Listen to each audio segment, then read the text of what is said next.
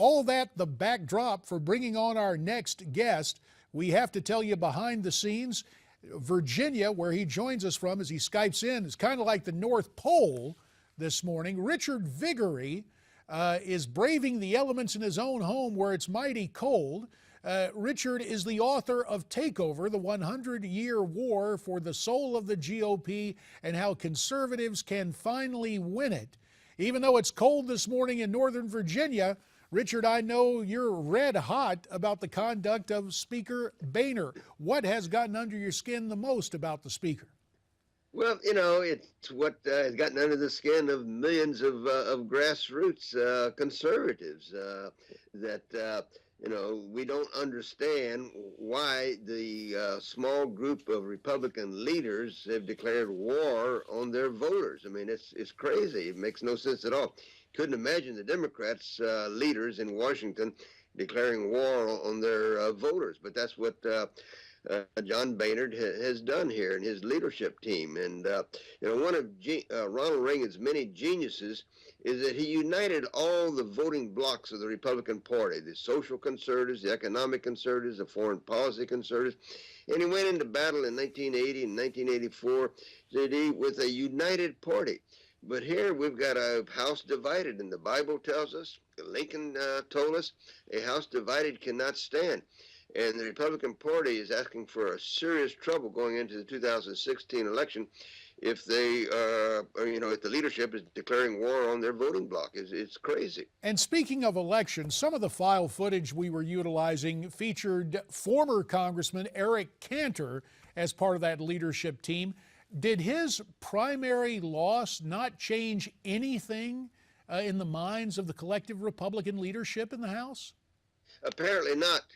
Apparently they're acting as if nothing has been happening in the last 5 or 6 years with the Tea Party group, with the conservative voters at the grassroots in open rebellion about the expansion of government led by too many Republicans, and they're just tone deaf, and it's very, very sad. It's going to hurt not only the Republican Party but America. And we could very well end up with Hillary Clinton as the next president because the Republican leaders are insistent on having it their way instead of working with the grassroots. In the minute and a half that remains in this segment, Richard, we just saw a few scenes of President Obama in the Oval Office. You talk about Hillary down the road. In the here and now, Mr. Obama may benefit from this disharmony.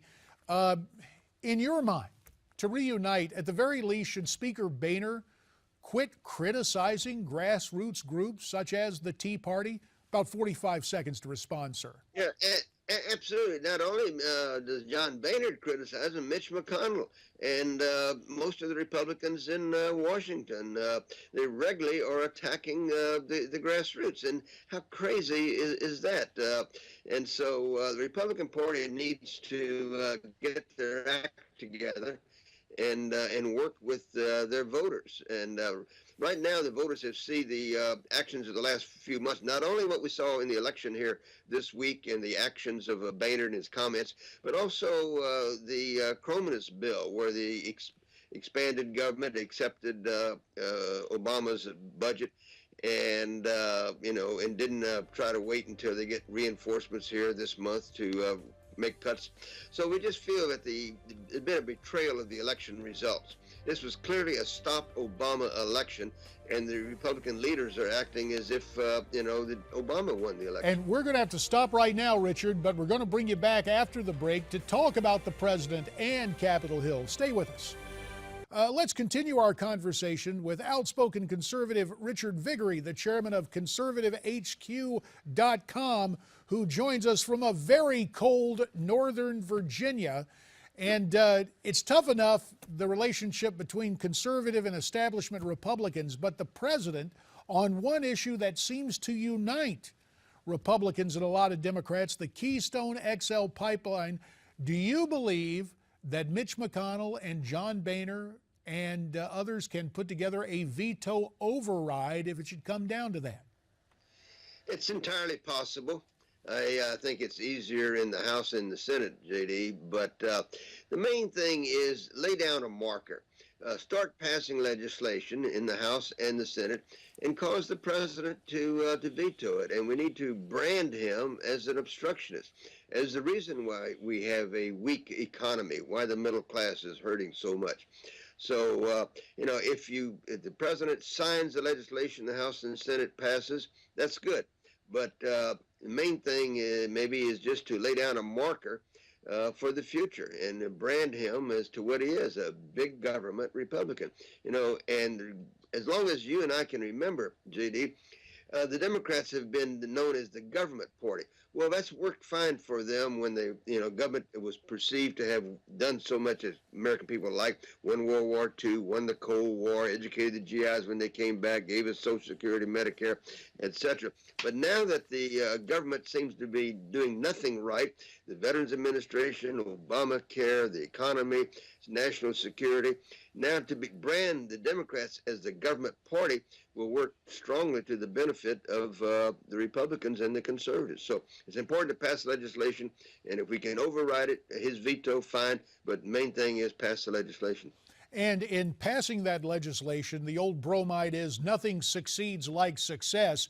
When the arguments become issue-oriented, will that add to Republican unity and save some of the disputes for the upcoming presidential candidates to thrash out with the grassroots and other Republicans?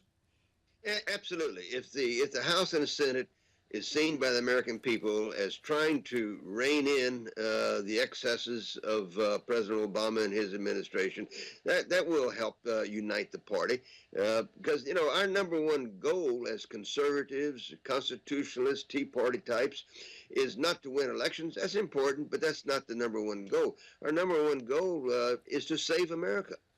We want to change the direction this country is going and go back to the vision of our founders, limited constitutional government. So if the Republicans are moving in that direction, that's going to help bring us together as a united force going into the 2016 election. Before we go, 15 seconds. You still worried about amnesty? Would that just continue to split the party if the establishment insists on it?